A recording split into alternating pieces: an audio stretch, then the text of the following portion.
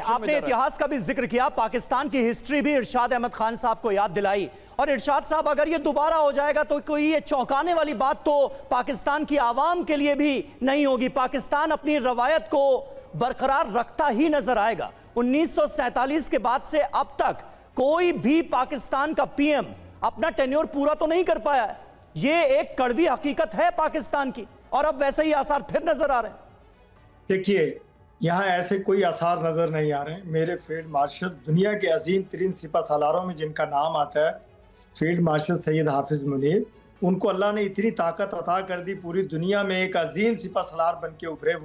वो नहीं चाहेंगे मुल्क में एनआरकी, वो नहीं चाहेंगे। मुझे ऐसा क्यों लग रहा है इरशाद साहब, मुझे ऐसा क्यों लग रहा है कि आपकी वफादारी आसिम मुनीर के लिए ज्यादा है, अपने नेता शहबाज शरीफ के लिए कम है? क्या मैं गलत सोच रहा हूं?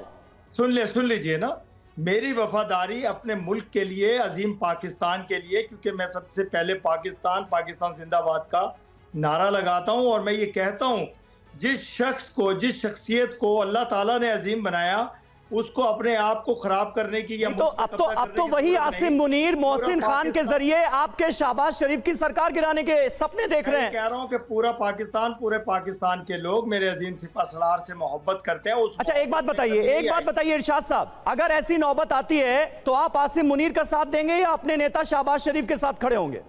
देखिए, पहले तो ये नौबत नहीं आएगी। अगर नौबत आएगी तो हम अपने पाकिस्तान के साथ खड़े होंगे। अगर हुकूमत तब्दील करने का वक्त होगा या कुछ जरूरत महसूस होगी तो हम पूरी कौम, मेरे वजीर आजम पाकिस्तान मियां मोहम्मद शहबाज शरीफ साहब भी उसमें शामिल होंगे, क्योंकि हम मुल्क के वसीतर मफाद के लिए, मुल्क के लिए, कौम के लिए हर किस्म की कुर्बानी देने के लिए तैयार हैं। और मेरी मुस्लिम लीग नून हमेशा मुशर्रफ साहब को भूल गए क्या? अपनी आवाम वो भी मुल्क के लिए ही।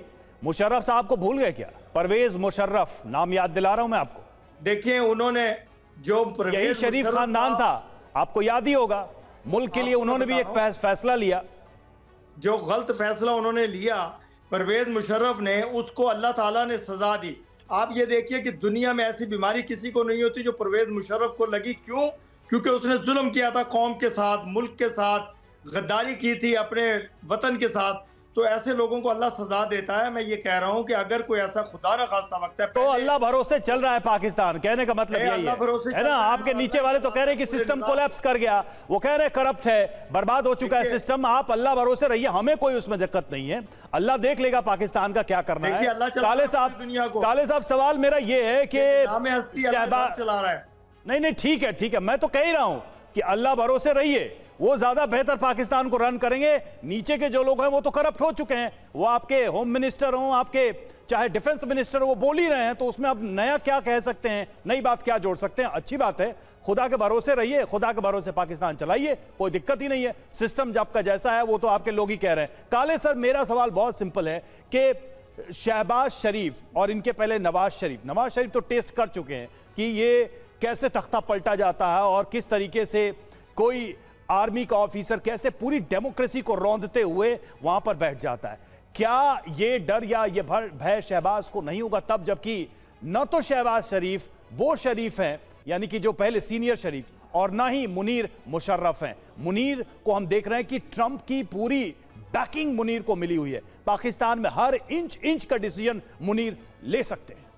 देखिए, मैं इस बात से तो बिल्कुल एग्री नहीं करता कि ट्रंप की उनको पूरी बैकिंग मिली हुई है। डेफिनेटली ट्रंप ने उनका साथ कुछ इश्यूज़ पे दिया है, पर वो ट्रंप के अपने इश्यूज़ थे, तो देयरफॉर मैं उसको इतना इम्पोर्टेंट नहीं मानता हूँ। देखिए, इसमें सिचुएशन जो है पाकिस्तान में इस समय, उसको इस पूरे वाक़ये को उस पर्सपेक्टिव में देखने की ज़रूरत है। इस समय पाकिस्तान में इंसर्जेंसी बहुत ज़ोर पे है, बलूचिस्तान में प्रॉब्लम है, खैबर पख्तूनख्वा में प्रॉब्लम है, POJK में प्रॉब्लम है। अब ये जो 3 प्रॉब्लम्स हैं ये सरकार पे डायरेक्टली अफेक्ट करती हैं। ऊपर से पॉलिटिकल सिस्टम में ये जो सरकार आई है, ये एक रिग्ड इलेक्शन के एक तरह से एक्यूजेशंस पे आई है, तो पाकिस्तानी लोगों का इस सरकार का को कितना सपोर्ट करते हैं ये भी अभी क्लियर नहीं है। इमरान खान जो हैं, जो एक पॉपुलर लीडर थे, जो एक्चुअली काफ़ी टाइम से जिनके रिहाई के लिए बहुत सारे डेमोन्स्ट्रेशंस भी हो रहे हैं, वो अभी भी जेल में है और उनकी कोई बात नहीं कर रहा है, पर उनके सपोर्टर्स पाकिस्तान में जगह जगह फैले हुए हैं।